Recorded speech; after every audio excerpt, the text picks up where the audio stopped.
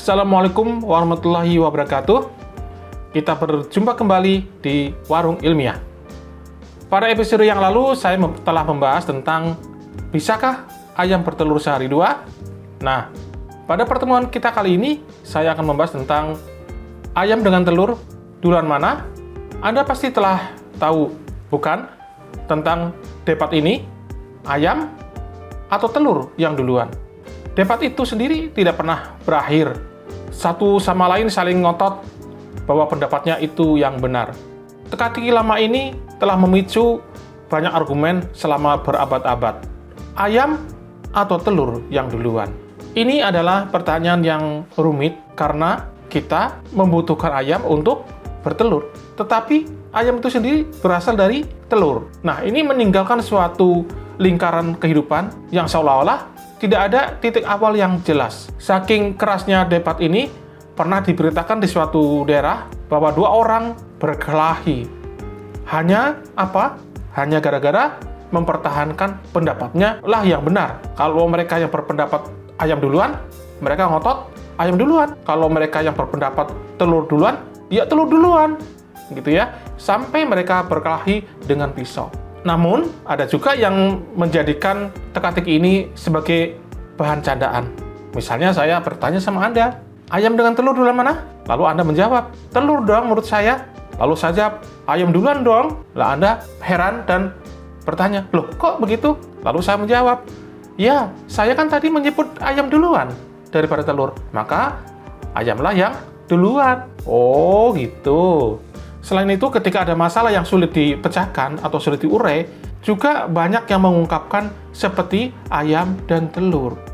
Karena sulit cara memecahkannya. Dari mana memulainya? Pada tahap mana harus dilakukan agar supaya bisa memecahkan masalah itu? Nah, ini saking bingungnya, banyak yang berpendapat kalau ada masalah yang rumit dipecahkan, ibarat telur dengan ayam. Oke, mari kita mencoba menjawabnya ya. Jika kita mengacu pada telur secara umum, maka telur yang disebut dengan namanya amniotic eggs itu telah ada sekitar 332 juta tahun yang lalu. Sedangkan ayam modern yang telah Anda kenal selama ini, yang sekarang ini, itu kira-kira sekitar 58.000 tahun yang lalu. Sehingga kalau kita bandingkan antara ayam modern dengan amniotic eggs, maka tentunya telur duluan jawabannya. Apa itu amniotic eggs? Amniotic eggs adalah telur yang bercangkang seperti yang telah kita kenal selama ini, yang dapat ditempatkan di tempat kering, yang dapat menetas di tempat yang kering. Itu yang disebut dengan amniotic eggs. Nah, dari mana asal-usulnya amniotic eggs ini? Sebelum ada amniotic eggs, hewan-hewan atau kebanyakan hewan pada masa itu bereproduksi dan bertelur di tempat yang mengandung air, yang paling tidak tempatnya lembab.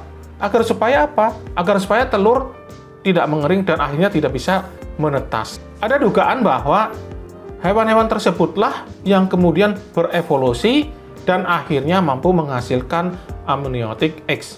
Seperti yang telah kita ketahui bersama bahwa dinosaurus dan beberapa hewan purba lainnya itu juga bertelur, padahal mereka tentunya datang jauh lebih dulu daripada ayam modern. Jika pertanyaan itu ditujukan kepada telur ayam, maka jawabannya masih juga telur duluan daripada ayam.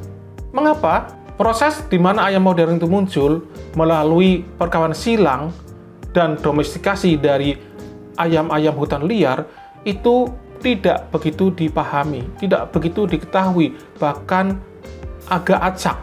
Apapun kriteria yang kita pilih, seekor hewan yang hampir identik dengan ayam modern atau yang disebut dengan ayam proto telah meletakkan sebutir telur yang telah dibuahi yang memiliki DNA yang identik dengan ayam modern karena mutasi pada sel induk atau sel spermatozoa atau pada zigotnya.